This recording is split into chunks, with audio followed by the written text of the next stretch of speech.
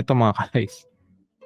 Okay, December 2023. Okay, ito po ang huling Christmas together ng mag-BFF na Duterte at Kibuloy. Gaganong kaagad ako. May mahulog. Ganon. Kamutingin naman yan sila. Kawawa. Sige pa. Madilawan yung Diyan sa labi kami niya, ginaganong ko yan. Pero maya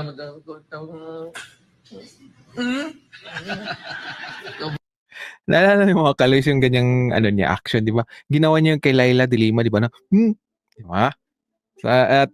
Actually, ganyang mga style mga kalays, parang talagang bully talaga yan eh. Parang siguro bata siya, guys, ganun talaga siya. Tapos, di ba yung kay Trillanes, ay gusto rin niyang ganun.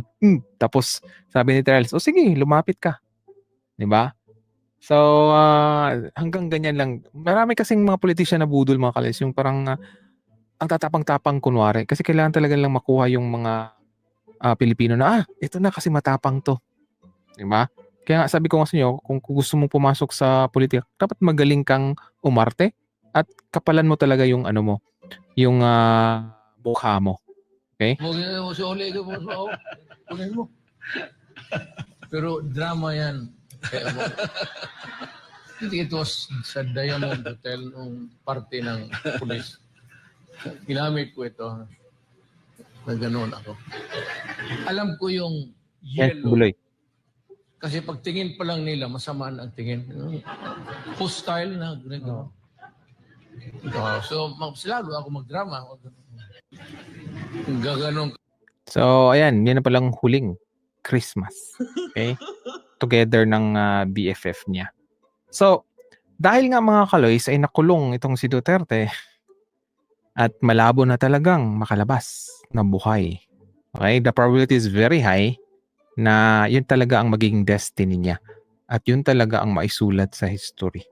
Okay? Hindi na nila kayang baguhin yan or if you fake news kasi nga nasa na tayo, internet age. Siguro kung time nung ni Cory, kaya talaga nilang baguhin yung mga libro. 'Di ba? Pero dahil nga sa technology ngayon, napatunayan natin ang kasinungalingan nitong si Cory. Kaya pinatanggal nila yung page natin sa Facebook.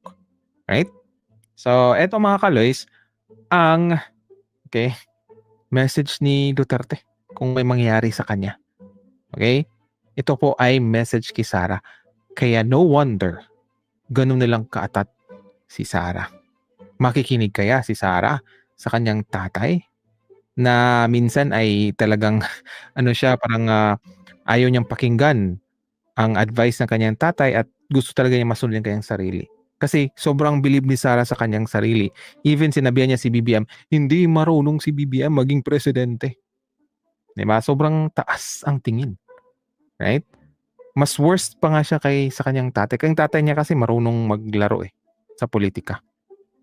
Mas mabait pa kung baga sa lesser evil, mas mabait pa tong si Duterte kaysa kay Sara. Okay? So, eto mga kaloys. Eto. Pakinggan natin. Comment kayo dyan mga kaloys. She was beside me a few minutes ago after dinner. Alright, it's good to hear you have dinner together. Sir, ano pong pinayo niyo sa kanya, sir? If there's any po. Na pag nawala ako sa political scene, either natanggal ako o namatay ako or whatever, for any reason, sabi ko sa kanya, hiningi ko na sa Pilipinas na tulungan ka pagdating ng panahon mo. At tumakbo ka ng presidente. Ayun, 'di ba? So, gusto pala talaga ni Duterte na tumakbo siya, maging presidente siya. Pero yun na nga, sabi ko nga mga kaloys, what's the probability na kung mangyari man maging presidente si Sara, makukuha pa rin niya ba si Digong? I don't think so. Okay, the more na hindi papayag ang ICC. Kasi yun yung reason din nila bakit hindi nila binigyan ng interim release, di ba? So, sabi nga ni Attorney Conte, kaya bang i-sacrifice ni Sara ang posisyon na bilang VP? Ibig sabihin nun ay kung magkaroon, kasi every I think every 90 days or 120 days pwedeng mag-file ulit, okay, ng interim release.